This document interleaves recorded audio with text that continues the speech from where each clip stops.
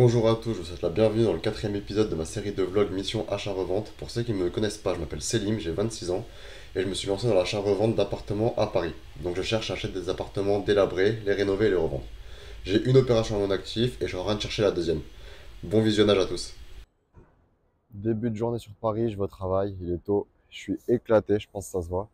En fait, je travaille dans le bâtiment et on fait un coulage béton ce matin. Donc pour motiver les ouvriers, j'ai ramené le petit-déj. Ah, c'est la boulangère qui était contente. Donc ce matin, charbon, et entre midi et deux, pendant ma pause, je vais aller voir une visite à Pigalle, un appartement qui me semble vraiment très intéressant. Donc je vous reprends juste après. Et on est à Pigalle pour la visite, donc l'appartement il est vraiment à juste une rue du Moulin Rouge. Donc là pour les touristes, les Airbnb c'est génial. C'est une petite rue pavée comme ça, plutôt mignonne, plutôt calme. Vous allez apercevoir la façade de l'immeuble, donc voilà, il y a un bar en dessous. L'immeuble, il y a des petites fissures sur la façade, donc ce sera à prévoir. Et l'appartement il donne sur un parking. Donc ça c'est plutôt pas mal parce que du coup il n'y a pas de vis-à-vis.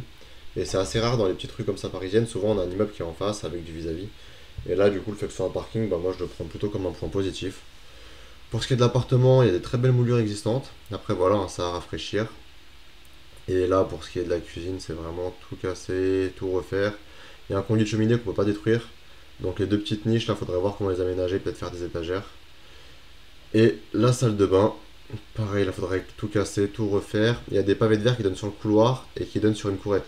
Donc en fait, il y a vraiment une lumière qui est traversante, qui traverse les pavés de verre dans la salle de bain et dans la cuisine. Et là, le couloir avec un petit placard, du coup, qui prend pas trop de place, qui est plutôt bien intégré. Les parties communes, bah voilà, elles sont ce qu'elles sont pas terribles. Et là, ils ont fait les reprises de pans de bois, donc ils ont mis du polyane dans le couloir. Ça peut refroidir un petit peu des gens. Je vous remets une petite vue de la façade de l'autre côté. La visite s'est plutôt bien passée, c'est très prometteur. Déjà, l'état de l'immeuble en lui-même, il est en travaux. Vraiment gros travaux. Ils font des reprises structurelles très lourdes. Ils reprennent les pans de bois, reprises en sous-œuvre, etc.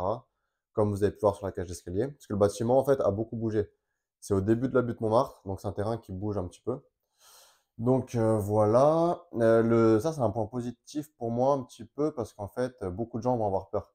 Moi, je suis dans le bâtiment, donc quand je rentre et que je vois ça, ça me fait pas trop peur. Mais des particuliers classiques qui connaissent pas le bâtiment, c'est vrai que ça effraie un petit peu, donc je pense que ça peut refroidir pas mal de personnes. Maintenant, le point négatif, c'est que les travaux de reprise en sous-œuvre, de couverture, etc., c'est voté. Mais à la suite de ces travaux, qui finissent en avril, il va y avoir sûrement le ravalement, et ça, ils l'ont pas budgétisé encore. Donc en fait, je sais pas trop à quoi m'attendre. L'agent immobilier me dit que ce sera maximum 12 à 15 000 euros pour ma part.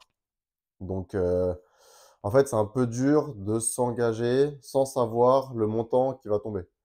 Après, j'ai réussi à négocier plutôt un bon prix, c'est encore en cours de négociation.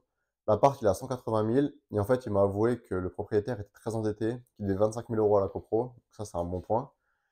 J'ai proposé 160. Dans un premier temps, il m'a dit que ça devrait passer. Et ensuite, il m'a rappelé en disant, ouais, 165, on peut essayer de le faire passer, mais 160, c'est sûr que non. Donc j'ai réfléchi et là, j'étais vraiment en réflexion parce que je me dis 165 avec les travaux de ravalement qui vont tomber, je suis un petit peu juste. 160, j'étais vraiment plus à l'aise. Donc je me suis dit: «Est-ce que je risque pas de manquer d'affaires par cupidité?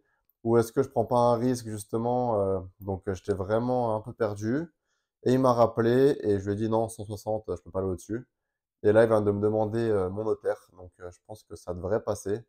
Je suis encore un peu sceptique, je suis pas sûr à 100 parce que bon, c'est un peu risqué.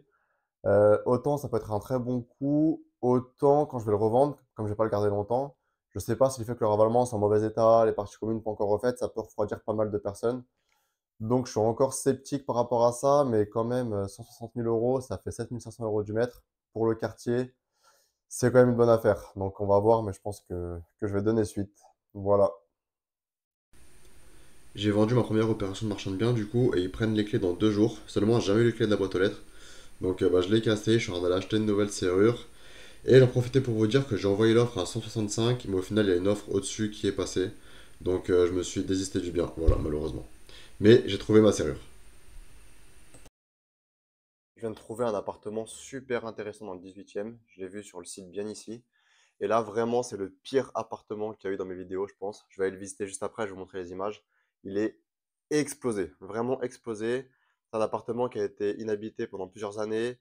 Ils avaient mis des parpaings pour boucher les fenêtres, pour pas que ça squattait. Donc là, on est vraiment sur un appartement vraiment abandonné. Il y a un petit souci avec cet appartement, c'est que c'est un rez-de-chaussée. Et moi, depuis le début, en fait, j'évite toujours les rez-de-chaussée. Parce qu'il y a une décote importante sur les biens situés au rez-de-chaussée.